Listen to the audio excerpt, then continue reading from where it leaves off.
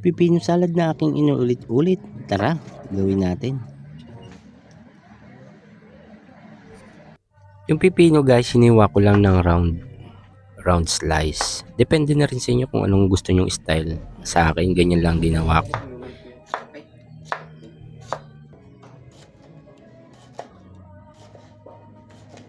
After ko nga mahiwa ng ganyan yung pipino, sinunod ko naman yung ilang ricado. Sinunod ko namang hiwain yung sibuyas guys. Kaysa sibuyas, ang pagkakaiwa dyan, depende na lang sa inyo. Ginawa ko kasi dyan, pinaliit-liit ko lang.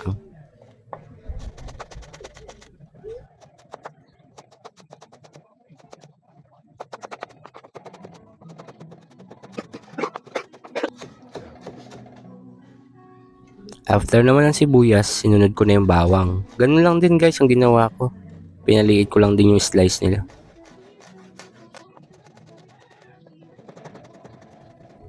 Pagkatapos ko ma-slice na yung bawang, ganyan kaliliit, sinunod ko naman yung sili. Yung sili, depende na lang sa inyo kung gusto nyo maangang. Sa amin kasi mahilig kami ng may sili. Kaya sinamahan ko na.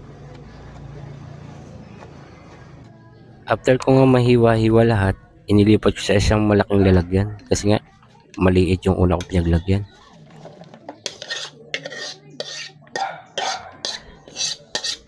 Dito nga, naglagay na ako ng paminta. Yung paminta guys, tansya-tansya na lang ginawa ko dyan.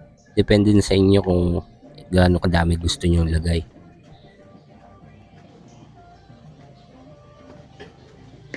Naglagay na rin ako ng asin para may kaunting alat. Yung asin guys, tansya na lang din ginawa ko. Sinunod ko na guys yung mayonnaise. Ito na ang last na ilalagay natin para makompleto na ang pipino salad o cucumber salad. Ngayon halu-haluin na natin guys para mag-mix na lahat ng ingredients natin.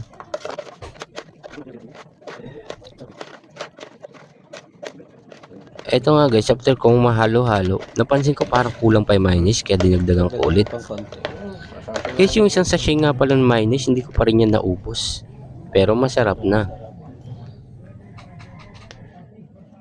At dahil ayos na, masarap na siya guys. Tsura pa lang. Konting mekos-mekos na lang. Tara, kain na tayo. Meron ka ng cucumber salad o pipino salad.